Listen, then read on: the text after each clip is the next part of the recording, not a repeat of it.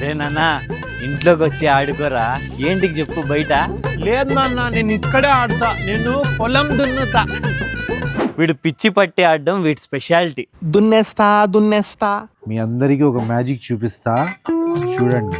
Om Bheem లడలాం లప్పాడాటీం లడలాం.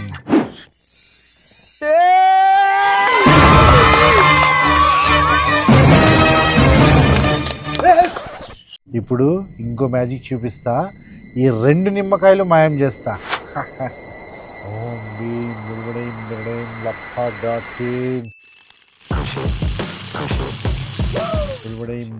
లప్పాడాటీం.